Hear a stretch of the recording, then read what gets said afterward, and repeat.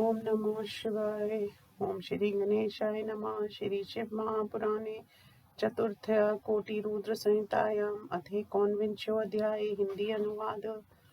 सूची ने कहा, हे ब्राह्मणों, विष्णु के नर नारायण नामक जो 2 अवतार भारतवर्ष के बद्रिकाश्रम खंड में तप कर रहे हैं, उनकी प्रार्थना से शिवजी पार्वती लिंग में पूजित स्वीकार करने के लिए प्रतिदिन आते हैं, क्योंकि वे शिव सदा भक्तों के अधीन रहते हैं।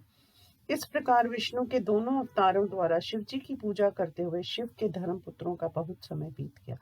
एक समय वहां प्रसन्न होकर शिव जी ने कहा, मैं प्रसन्न हूँ, वर मांगो।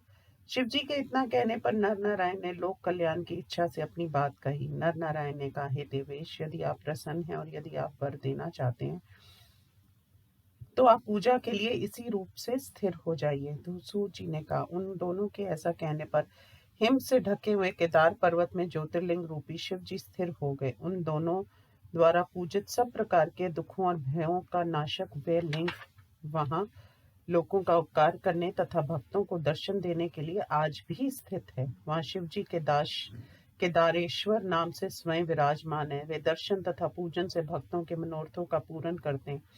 इस लिंग की पूजा देवता तथा प्राचीन ऋषि भी करते हैं और वे प्रसन्न हुए शिव जी से इच्छित फल को पाते।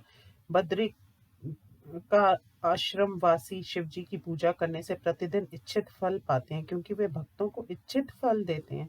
तब से जिसने भक्ति से केदारेश्वर की पूजा की, उसे कभी भी दुख नहीं मिला। जिसने पांडवों को देखकर भैंसे का रूप धारण किया और जो वहां से भागने लगा, नीचे की ओर मुख किए उस भैंसे की पूंछ को पांडवों ने पकड़ लिया। तब उसने इनकी बार बार प्रार्थना की। तब भक्त वत्सल भगवान शिव वहां उसी रूप में स्थिर हो गए। उसका सिर वाला भाग नेपाल में प्रकट हुआ। उनकी आज्ञा पाकर उसी रूप में पूजा करने से पांडवों को शिवजी ने अनेक वर दिए। वे पांडव शिव पूजन करके प्रसन्न होकर मनोवांछित फल पाकर सभी दुखों से मुक्त होकर वहां से चले गए।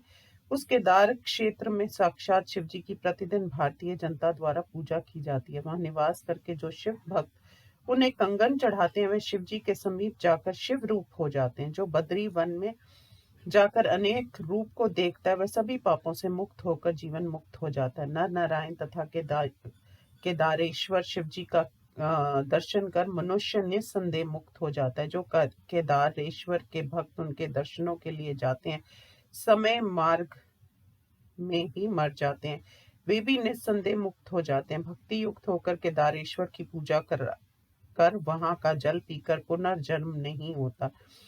हे ब्राह्मणों, इस भरत खंड में नर नारायणेश्वर तथा केदारेश्वर इनकी भक्ति से पूजा करें। इस खंड के वे स्वामी हैं, विशेष करके वे सबके स्वामी हैं। केदारेश्वर नामक शिव जी सबकी इच्छाओं को पूरा करते हैं।